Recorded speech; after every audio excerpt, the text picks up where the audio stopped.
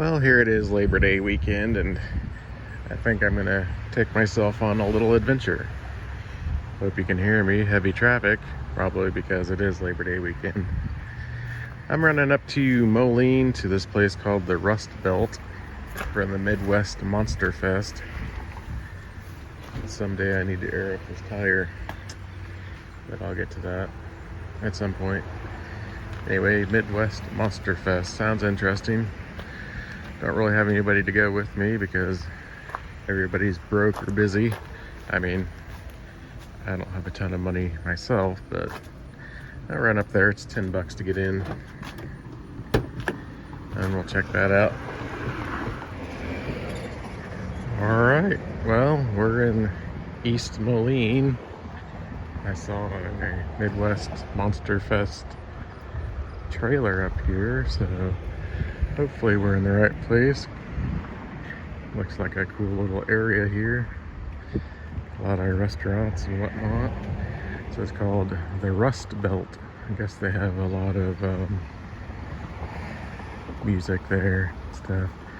Go to their website. They got bands here and whatnot. Looks like an old trolley barn or something. But we're gonna see if we can find our way in here and see what's going on. I'm doing voiceover here because it was rather loud in the building. There was a good number of vendors, but as I go to more and more of these shows, I start to notice it's all the same vendors. The one I just walked by with the really colorful prints, while they're great, and I think I bought a Pennywise from him before, he's just at almost everything I go to.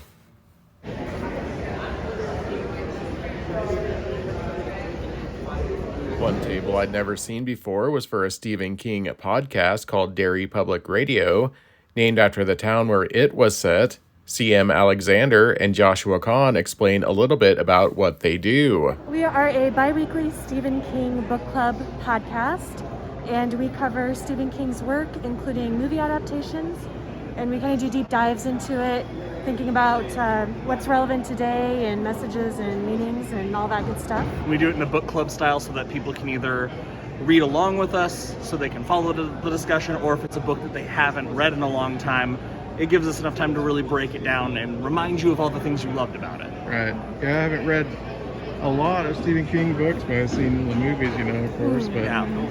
I do love the books that I have read. So what kind of got you guys interested in Stephen King? Just our love of reading and of Stephen King in particular, and just of horror in general. Yeah. All right. And what's some of your other favorite horror franchises? I mean, all of them. Right? Yeah, huge Carpenter fan. Sure, Fabio yeah. Frizzi. I love good scores and soundtracks, and Yeah, I love the Halloween franchise. Is my favorite one. Yeah. And I'm a real slut for zombie movies. I love a good zombie movie. Yeah. Yeah, I was excited to see Linnea Quigley here. Yeah. Return of the Living Dead was, just epic. For sure, So, yeah. For sure. All right. And they find you guys online somewhere? Yes, we are on every podcast platform. We're on Amazon, Apple, Podbean, all of that good stuff. You can find us on social media at Derry Public Radio or at Derry Public. And we can be emailed at derrypublicradio@gmail.com. And we have a fun Etsy store, so if you don't give a crap about who we are, which is totally fine, but you love Stephen King, you might find some merchandise that you might enjoy. And we also have merchandise specific to our podcast too. Awesome.